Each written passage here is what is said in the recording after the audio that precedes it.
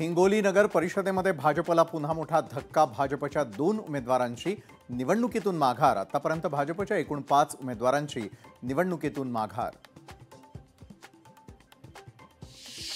व्याघ्र प्रकल्पाच्या धर्तीवर बिबट्या प्रकल्प करणार। बिबट्यांची संख्या नियंत्रित करण्यासाठी उपाययोजना सुरू। वनमंत्री गणेश नाईकांची माहिती। भटक्या कुत्र्यांना पकडून त्यांच्या निवाऱ्याची व्यवस्था करा। कुत्र्यांच्या खाण्याच्या जागा निश्चित करा। राज्य सरकारचे सर्व महापालिकेला आदेश।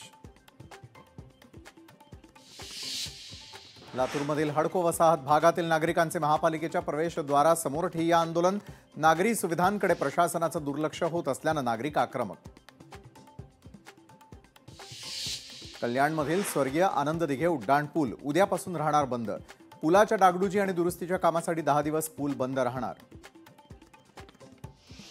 भूकंप सदृश्य धक्क्यानं अमरावतीमधील शिवणगाव गाव हादरलं। खासदार बळवंत वानखेडेंसह प्रशासनाची गावात भेट।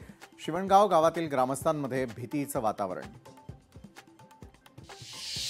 धाराशिवच्या बस डेपोमध्ये 3 तासांपासून डिझेल नाही। डिझेल नसल्यानं एसटी बस बंद। एसटी नसल्यानं 3 तासांपासून प्रवाशांसह विद्यार्थ्यांचेही हाल। जळगावच्या मुक्ताईनगरमध्ये प्रेम प्रकरणातून तरुणाची हत्या। विशाल गोसावी असं झालेल्या तरुणाचं नाव। हत्येप्रकरणी 2 संशयित पोलिसांच्या ताब्यात।